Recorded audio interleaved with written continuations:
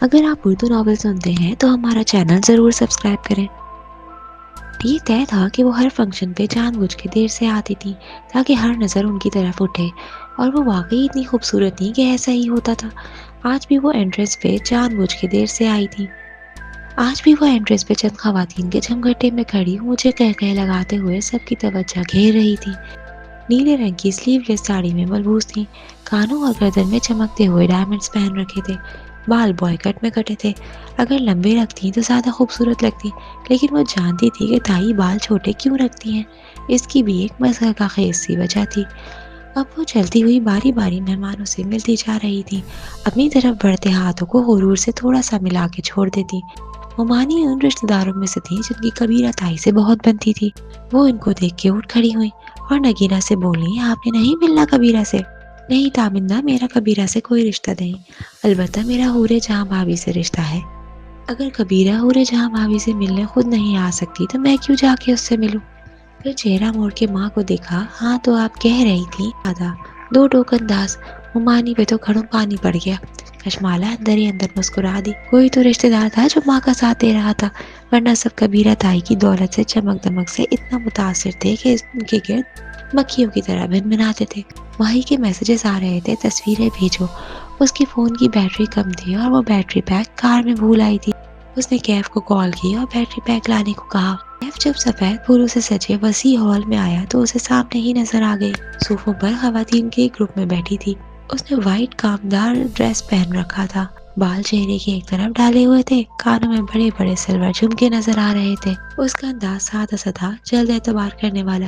آنکھیں ذہین لگتی تھی لیکن چلاک نہ تھی، ایسی آنکھیں جو مہربان ہوتی ہیں، شک نہیں کرتی، انتقام نہیں لیتی، وہ لوگوں کی اچھائی پہ نظر رکھتی ہیں، اور وہ ایسی لڑکی کو دھوکہ دے رہا تھا۔ کیف کے چہرے پہ کرب ابھرا، اس کا دل برا ہونے لگا۔ ایک لمحے کے لیے اس نے سوچا کہ اسے کونے میں لے جائے اور اس کو بتائے کہ اس سے بڑی غلطی ہو گئی تھی۔ وہ جھوٹ اور دھوکے کے ساتھ مالا کی زندگی میں شامل ہوا تھا۔ اب بھی وقت تھا، وہ سب کلیئر کر سکتا تھا، اس سے معافی مانگ سکتا تھا۔ وہ اس مہربان لڑکی کو بتانا چاہتا تھا کہ کسی کے پاس اس کی تصویر ہے اور وہ اسے نقصان پہنچانا چاہتا ہے، اور وہ کوئی عام آدمی نہیں ہے، وہ ایک سائیکوپاتھ ہے۔ کوئی عام شخص ایسی البم نہیں بناتا۔ مالا نے اسے دیکھ لیا تھا، وہ صوفے سے اٹھ کے اس کی طرف آ گئی۔ کیف نے بیٹری پیک اس کی طرف بڑھا دیا، بولا کچھ نہیں۔ وہ یہ سب اسے نہیں بتا سکتا تھا، اس کی اپنی مجبوریاں بھی تھیں۔ سچ بولنا جھوٹ بولنے سے زیادہ تکلیف دہ تھا۔ تھینک یو کیف، وہ بیٹری پیک پکڑتے ہوئے مسکرائی۔ وہ دونوں ایک پھولدار ستون کے آمنے سامنے کھڑے تھے۔ میں سیلون گیا تھا، میں نے آپ کا نام نہیں لیا۔ جم کے کیمرے کا رزلٹ بہت مدھم تھا۔ آپ کے بتائے حلیے کا شخص لفٹ میں سوار ہوا تھا اور واپس جم میں ہی اتر گیا تھا، لیکن اس کی شکل واضح نہیں ہے۔ میں نے فوٹیج آپ کو ای میل کری ہے۔ کیا فائدہ، میں اس کو نہیں پہچانتی تھی۔ آر یو شور آپ کسی ماہر فرید کو نہیں جانتی؟ اس نے لہجے کو سرسری سا بنایا۔ کشمالہ نے کندھے اچکا دیے۔ جو آج ہوا ہے وہ اچھا نہیں ہوا، یہ دوبارہ بھی ہو سکتا ہے۔ پولیس تک آپ جانا نہیں چاہتی، اس لیے آئندہ میرے بغیر کہیں مت جائیے گا، میں قریب ہی رہوں گا۔ کیف اسے غور سے دیکھتے ہوئے کہنے لگا، لیکن مجھے لگ رہا ہے کہ آپ نے مجھے سب کچھ نہیں بتایا۔ آپ پولیس تک کیوں نہیں جانا چاہتی؟ کچھ ہے جو آپ اپنے تعاقب کار کے بارے میں جانتی ہیں؟ آواز دھیمی کی۔ دیکھیں، میں آپ کا باڈی گارڈ ہوں، آپ کو مجھ پر اعتبار کرنا ہوگا۔ اگر آپ کچھ اور بھی جانتی ہیں تو مجھے بتا دیں، کچھ بھی ایسا جو ابھی تک آپ نے مجھے نہیں بتایا۔ وہ چند لمحے اسے دیکھتی رہی، پھر ایک قدم آگے ہوئی۔ فنکشن کے شور اور ہنگامے ان کی آواز دور تک نہیں جا سکتی تھی۔ کشمالہ نے آواز سرگوشی میں بدل دی۔ میں صرف اتنا جانتی ہوں کہ آدمی کے پاس میری تصویر ہے، اس تصویر کی بیک پہ لکھا ہے حورہ جہاں کی بیٹی کشمالہ، اور وہ آدمی مجھے نقصان پہنچانا چاہتا ہے۔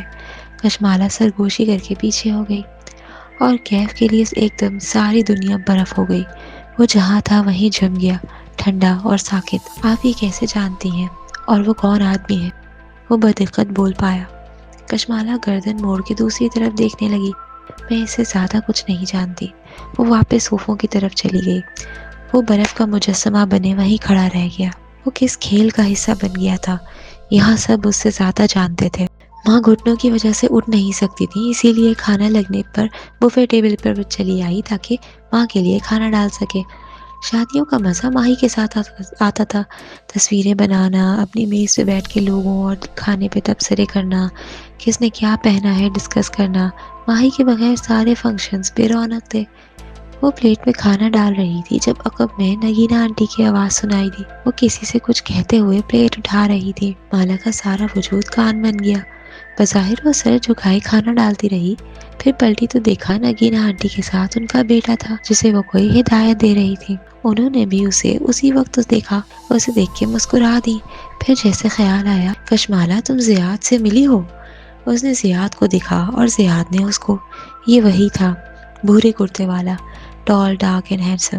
چہرے پہ سادگی اور مسکراہٹ تھی۔ ایک تو کچھ مردوں کو اتنا اچھا لگنے کی اجازت نہیں ہونی چاہیے۔ بظاہر رسمی انداز میں مسکرائی۔ کیسے ہیں آپ؟ خوشی ہوئی آپ سے مل کے۔ مجھے بھی۔ پھر ماں کو دیکھا۔ ہم انہی کے گھر گئے تھے نا، جیسے یاد کروایا۔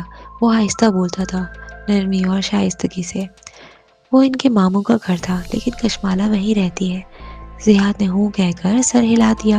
گفتگو دم توڑ گئی۔ وہاں کھڑے رہنا آکورڈ لگتا تھا۔ وہ ان سے معذرت کر کے ماں کی پلیٹ لیے میز پر آ گئی۔ کھانا کھل چکا تھا اور وہ سب اس وقت کھانے میں مگن تھے۔ اس نے ماں کے سامنے پلیٹ رکھی اور انہوں نے ایک اچٹتی نگاہ پلیٹ میں موجود لوازمات پہ ڈالی جیسے دلچسپی نہ ہو۔ پھر چہرہ ادھر ادھر گھمایا۔ کیف وہیں کھڑا تھا۔ ماں نے دور سے اسے اشارہ کیا۔ لڑکے ادھر آؤ۔ تحکم سے 2 انگلیوں سے بلایا۔ کیف فوراً اس کی طرف آیا۔ پہلے بتاؤ تم کون ہو؟ میں نے تمہیں کہیں دیکھا ہے؟ ماں نے سر سے پیر تک اسے گھورا۔ کیف نے بے اختیار مالا کو دیکھا، پھر ماں کو۔ میں کشمالا بی بی کا ڈرائیور ہوں، کیف جمال۔ جو بھی ہو، وہ پیچھے دیکھو، ٹیبل پہ سفید رنگ کی کیا چیز رکھی ہے؟ وہ سفید رنگ کی چیز ڈیزرٹ ہے ماں، اور آپ وہ نہیں کھا سکتی۔ وہ دھیمی مگر سخت آواز میں بولی۔ ماں نے اسے گھور کے دیکھا۔ میری ماں نہ بنو۔ پھر انہی خشمگی نگاہوں سے کیف کو دیکھا۔ جاؤ لے کر آؤ۔ اس نے فوراً کشمالا کو دیکھا جس نے نفی میں گردن ہلائی۔ کیف نے ماں کو دیکھا۔ وہ اب کے سختی سے بولی، آواز نہیں آئی کیا؟ لے کر آؤ۔ جی اوکے۔ وہ فوراً سے پلٹ گیا۔ کشمالا نے افسوس سے نفی میں سر ہلایا۔ ماں آپ کو شوگر ہے یار، نہ کریں ایسے۔ ماں نے یوں ظاہر کیا جیسے سنا ہی نہیں۔ کیف نے ڈش لا کے سامنے سرو کی تو انہوں نے جی بھر کے ڈیزرٹ ڈالا۔ اچھا تھوڑا کم کر دیں۔ اس نے ہاتھ ان کے پیالے کی طرف بڑھایا تو ماں نے اس کے ہاتھ پہ چمچا مارا۔ میں نے کہا نا میری ماں نہ بنو، جاؤ یہاں سے۔ وہ خفگی سے اٹھ گئی، پھر کیف کی طرف آئی اور غصے سے اسے دیکھا۔ تمہیں کس نے کہا تھا ڈیزرٹ لے کر آؤ؟ میں کیا کرتا؟ آنٹی غصہ کر رہی تھی۔ غصہ ہی کر سکتی ہے، وہ اٹھ کے تو نہیں جا سکتی نا، ان کی فاسٹنگ 140 تھی صبح۔ حد ہے یار باس۔ وہ ہلکا سا کھنکھارا۔ آنٹی نے مجھ سے پوچھا میں کون ہوں؟ وہ کل سے مجھ سے 3 دفعہ یہی سوال پوچھ چکی ہے۔ ماں کی عادت ہے مذاق کرنے کی، اب ان کو کچھ میٹھا نہیں دینا، اوکے؟ وہ تنبیہ کر کے آگے بڑھ گئی۔ وہ بس اسے جاتے دیکھتا رہا۔ اس کا موڈ ماں کی اس حرکت پہ خراب ہو گیا تھا۔ وہ ایسے ہی بددلی سے سینے پہ بازو لپیٹے بوفے ٹیبل کے ساتھ کھڑی ہو گئی۔ اکثریت کھانا ڈال چکی تھی، اس کے لیے حرج کم تھا۔ تبھی قریب میں کوئی کھنکارا۔ آپ کھانا نہیں کھا رہی؟ وہ چونکی، پھر سنبھلی، چہرے کے زاویے درست کیے۔ وہ زیاد تھا، ہاتھ میں پلیٹ لی اس کے قریب آ رہا تھا۔ تشویش سے اسے دیکھا، پھر گردن موڑ کے اس میز کو جہاں ماں بیٹھی مزے سے اپنا ڈیزرٹ کھا رہی تھی۔ زیاد ہلکا سا ہنس دیا۔ اچھا آپ کی بھی اپنی امی سے یہی لڑائی چلتی رہتی ہے؟ کشمالا نے افسوس سے ماں کی طرف دیکھا۔ میں ان کے گھٹنے کی سرجری کروانا چاہتی ہوں، شوگر کنٹرول نہیں ہوگی تو سرجری کیسے ہوگی؟ اس کا ایک حل ہے، وہ سنجیدگی سے بولا، پھر اپنی پلیٹ ان کی طرف بڑھائی۔ 2 منٹ یہ پکڑے۔ کشمالا نے ناسمجھی کے انداز میں پلیٹ پکڑی۔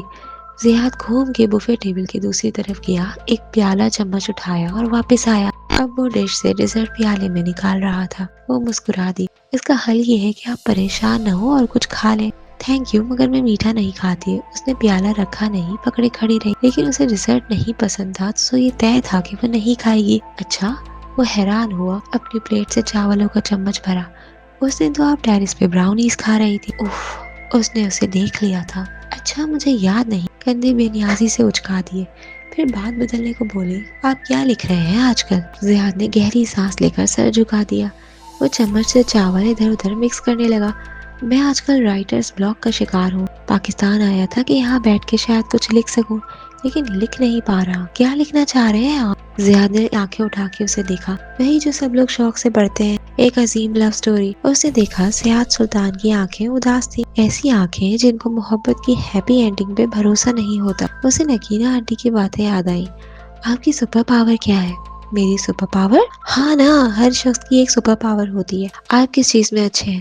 اگر آپ لو سٹوری لکھنے میں اچھے ہیں تو لکھیں، اور اگر آپ لو سٹوری لکھنے کے بجائے وہ لکھیں جس میں آپ اچھے ہیں تو آپ کا یہ بلاک ختم ہو جائے گا۔ وہ مسکراہٹ دبائے سوچنے لگا، پھر اطراف میں نگاہ دوڑائی۔ میں رائٹر ہوں، میرا مشاہدہ اچھا ہے، میں وہ نوٹ کرتا ہوں جو اور کوئی نوٹ نہیں کرتا۔ میں کیسے مان لوں؟ آزما کے دیکھ لیں۔ اچھا، وہ اس کے چیلنج پہ مسکرائی۔ یہ جو سامنے لڑکی جا رہی ہے اس کے بارے میں بتائیں۔ نگاہوں سے اسٹیج کی طرف اشارہ کیا۔ وہاں عزا کی بہن ویٹرز کو ہدایات دیتی نظر آ رہی تھی۔ زیاد نے اس کی طرف دیکھا۔ اس کے پیر میں ہائی ہیلز کی وجہ سے درد ہے اور وہ شدید انکمفرٹیبل ہے۔ پھر زیاد نے چہرہ گھما کے اگلا ہدف ڈھونڈا۔ وہ ویٹر جو ٹرے اٹھائے جا رہا ہے اس کی ابھی ابھی بے عزتی کی گئی ہے، کیونکہ اس کے کان اور گال سرخ ہو رہے ہیں۔ آپ خود سے بنا رہے ہیں، آپ جانتے ہیں میں ان باتوں کی تصدیق نہیں کر سکتی۔ نہیں، میں سچ کہہ رہا ہوں۔ مثلاً آپ۔ ایک نظر غور سے کشمالہ کو دیکھا۔ اس کو اپنے دل کی دھڑکن بے ترتیب ہوتی ہوئی محسوس ہوئی۔ کوئی سحر سا تھا اس شخص کی آنکھوں میں۔ آپ کے بارے میں بتاؤں؟ بتائیں، لیکن اندر سے وہ خائف ہوئی، کہیں وہ جان نہ لے اس سے کتنا متاثر ہو رہی ہے۔ آپ کی گردن یا سر کے پچھلے حصے میں درد ہے۔ آپ گردن اس طرف نہیں موڑ رہی اور بار بار ہاتھ سے پیچھے دباتی۔ وہ جھیپ کے ہنس دی، ہاتھ نیچے کیا۔ اوکے، مان لیا۔ تسلیم کرنے کے انداز میں سر ہلایا۔ Thank you. زیاد کے چہرے پہ حیران سی ممنونیت تھی۔ آپ کی اس نصیحت نے میری مدد کی ہے۔ شاید مجھے وہ نہیں لکھنا جو مجھ سے میری ایڈیٹر لکھوانا چاہتی ہے، بلکہ مجھے وہ لکھنا چاہیے جو میں انجوائے کروں گا۔ وہ مسکرا دی اور پیالہ لیے آگے بڑھ گئی۔ دور کسی سے بات کرتی کبیرہ بیگم نے غور سے ان دونوں کو باتیں کرتے دیکھا تھا۔